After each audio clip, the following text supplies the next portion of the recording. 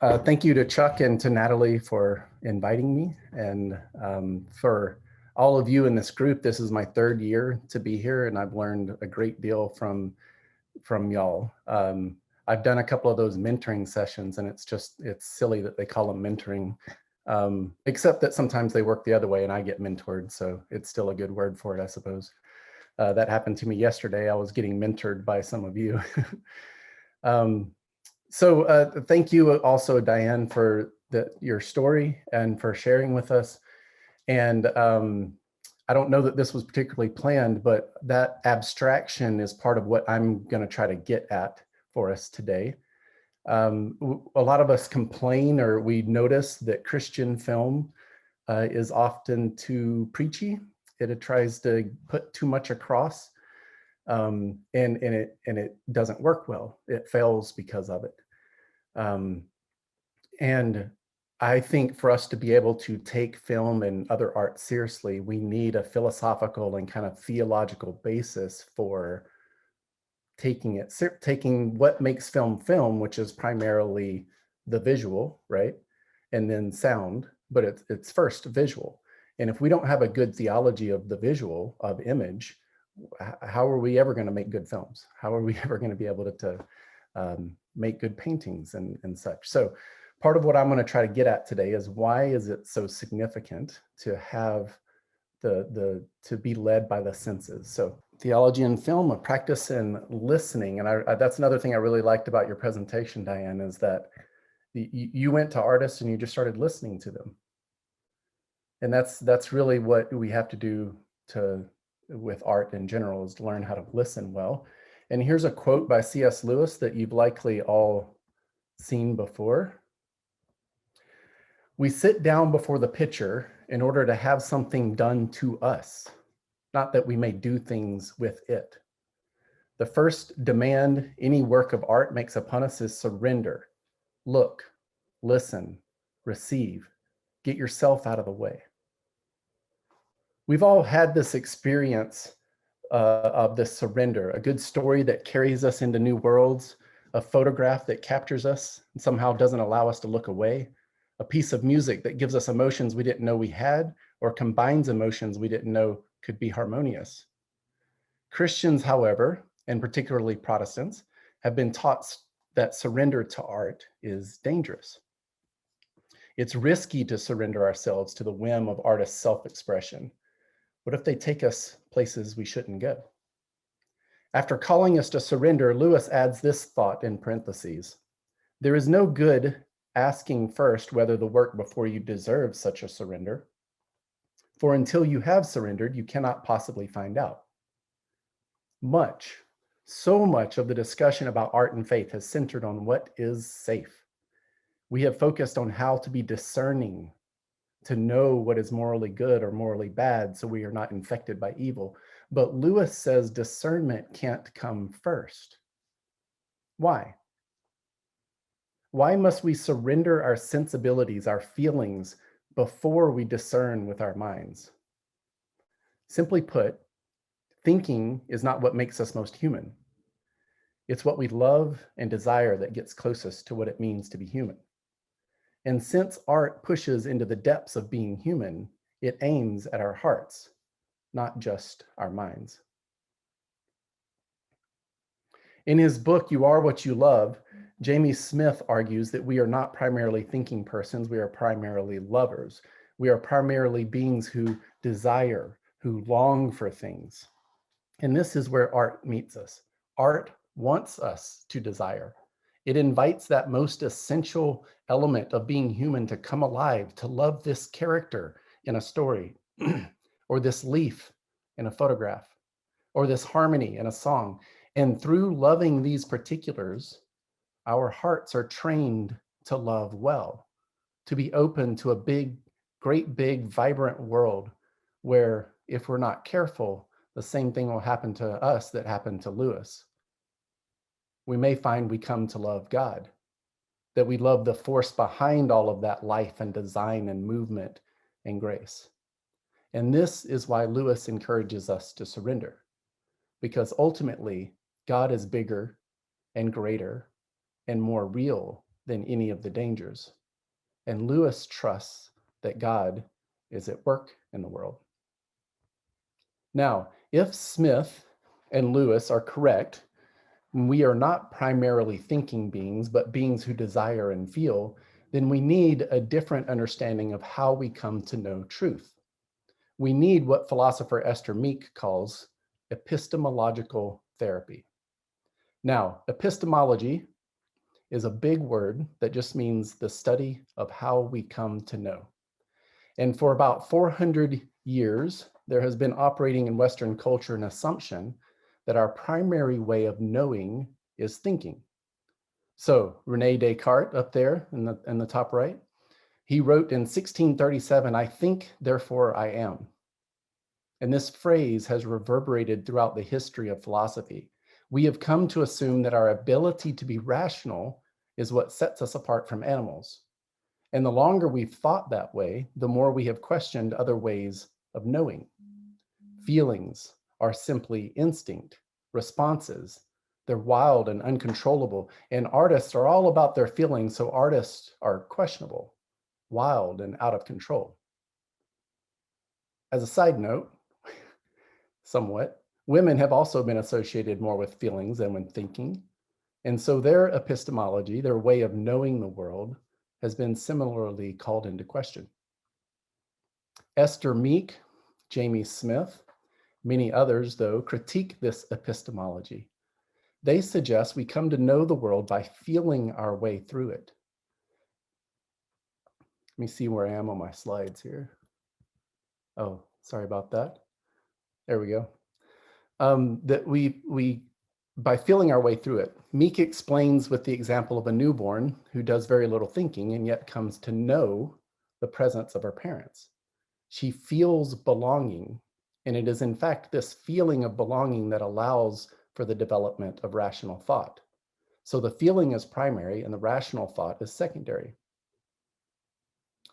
Are people with me so far? Do we have any questions? Okay. Now, since we've mastered this big word of epistemology, I'm going to give us another giant word to master. Meek and Smith both operate in the tradition of the philosophical tradition of phenomenology, which is a philosophy that suggests all our knowing, our ways of coming to understand the world, arise primarily first out of our five senses, out of touch, smell, taste, hearing, and sight. We experience or come to know the world first through our senses, and we then use reason to try to organize our experience of the world, which, by the way, we're not always so great at. Our reason is rather flawed, and sometimes we trust it too much. An example of knowing with our senses is those places where our rational language completely fails to explain what is happening. So we use words like talent or virtuoso or muscle memory. So let's consider a basketball player or a pianist. Not much of the game or music is played not through rational decisions, but through reactions and intuitions and muscle memory that has been built over time for the express purpose of not having to slow down for the clumsiness of rational thought. Another example is something like hospitality that Natalie talked about yesterday.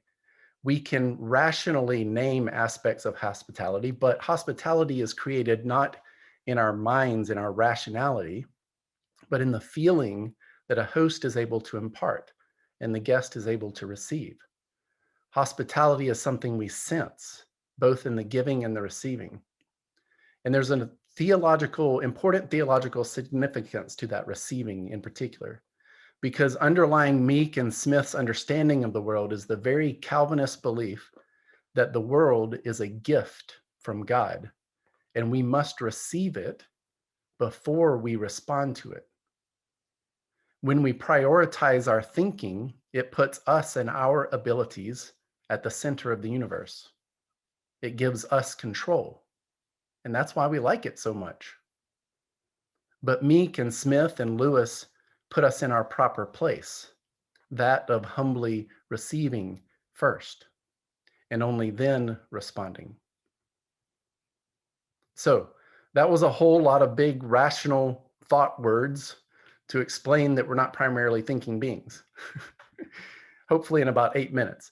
So let's give our brains a break and watch a short film. Oh, I didn't get all this up there. There you go. More of what I was just talking about.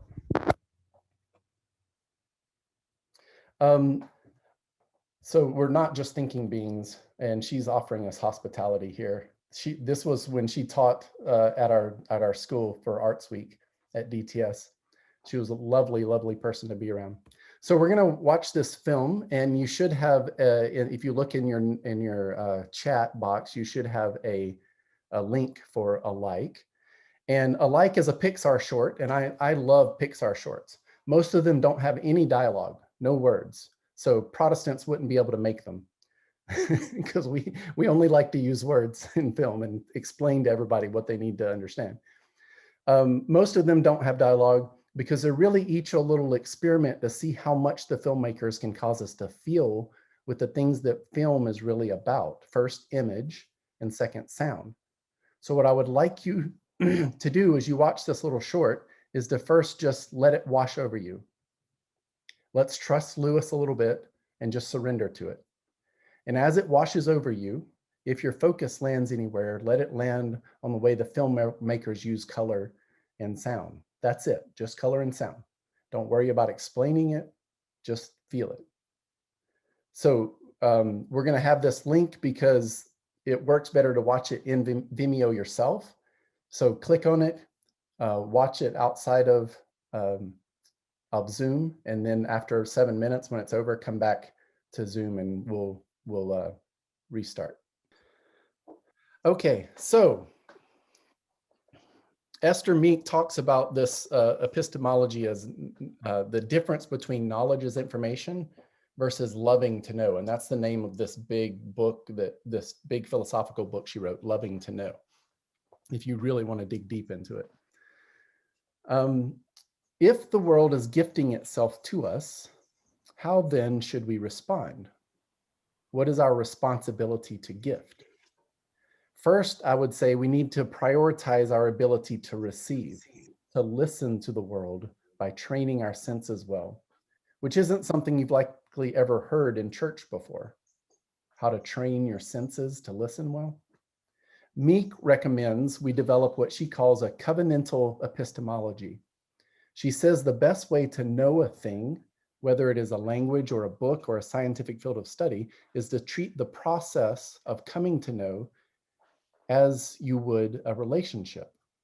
So just like in a friendship, if you want to know the other person, you commit to the relationship. You sacrifice of yourself, of your time, and you listen. A relationship develops organically as you listen and then respond, and then listen and then respond. If you begin your relationships with lots of reasons for the relationship and you try to make it happen, that doesn't really work very well, right? We end up trying to make the other person into what we want them to be, into what we expect from them. And that is the problem, Meek suggests, with much of our modern understanding of knowing, of how we come to know. We want to conquer knowledge so that we can use it for our purposes. We want to shape the world into our image. And it's actually in a reflection along these lines where we find that quote that I began with from Lewis. In Experiment and Criticism, Lewis makes the argument that it's less true that there are good books and bad books, and it's more true that there are good readers and bad readers. And how he defines bad readers is that they want to use the story, to use the book for their own purposes. Good readers, on the other hand, surrender to the book and allow it to do its work on them. So let's talk about that word covenant for a minute. It's a strong word, but Meek uses it because our God is a covenantal God. So whatever it is that you are attempting to learn, to come to know, it's going to surprise you. It's going to be difficult at times. It's going to challenge you. And that's why you need a covenant, a promise. You do not become a professional pianist without making a covenant with the piano and sacrificing your time to learn from it. And since Christ is the Word of God, by whom and through whom and for whom all things were made, it is God who is gifting God's self to us when we seek to know. The underlying reality of the universe and our coming to know anything is based in the reality of God's gift of creation and our reception of God's goodness to us. When we enter into covenant with the world in order to know it, there's a very real sense in which we are entering into covenant with God. And God often, surprisingly, meets us there. And that's a serious matter. And it's worth all our attention, all our promises, and the fullness of our love. How much time? Oh goodness, I don't have much time. I'm going to skip over this next part mostly. I think what I want to suggest is that the different arts, like painting, helps us focus on the visual and train our visual sense to listen well, to receive well, to first listen and then respond, rather than beginning with our rational understanding that we're trying to place on top of the world. Music does that with our ears. Film combines multiple things, and it almost forces us to surrender a little bit more. When you're reading a book, for example, you can stop, you can go back a page, you have control over it. Less so if you're sitting in a movie theater. You're just overwhelmed by the whole thing. So I think there's a way in which when we surrender to arts, we practice learning how to listen well and receive the world and pay attention to things really well. And there's deep theological and philosophical reasons for that. So what I want to do now is watch this film. It's called Fox and the Well. And as you can tell, even from this screenshot, it's going to be a little bit more esoteric, a little more difficult to it's not, the meaning is not going to come across very easily, but its purpose isn't to just give you the meaning. Its purpose is to invite you into listening. It wants you to desire, and it wants you to bring your desire, your experience to the film and to be in a conversation with the film. I've only got a minute or two, so let me just say this. I told you before that I did that other film with a youth group, and we did another film, and then we did this one, and we sort of built up to this one. And I had a group of seminary students with me, and we were doing this together with this youth group. And we were first talking about which films we were going to do. When we watched this one, and I sent it out because I gave them options of a whole bunch. They said, no, we can't do that one. We don't have any idea what it means. How are we going to explain it to them? And once I explained what we were going to try to do with the group, this trying to listen well to the elements, to our senses, trying to feel the thing. Half of them were like, okay, let's try it. Let's see what happens. And so we did. And it was profound. It was incredible the way that the students opened up. They brought their own stories to it. The young generation younger than myself has been completely raised on image. They get it intuitively, they understand it. And yet they come to the church and all they hear is word and reason. And there's no place for image. There's little place for sound, and there's hardly any place at all for image in most of our understandings in our church. But we have a deep theological and philosophical foundation that we could offer people concerning image that can invite people in and allow them to feel and to connect with the art that's being made. Art is able to bypass or to create, well, not, but let me put it this way. You have the law and the prophets primarily in the Old Testament, right? It gets mentioned all the time. And the law goes very much with our reason and our understanding and putting the world in order. And the prophets come along and they do performance art, and they tell us stories about the future that imagine something completely different. And they critique our law, our reason. And unless we have these two things next to each other side by side, if we always have hierarchy of reason over the other, we never can get critiqued. We don't listen to the prophets, we kill them off.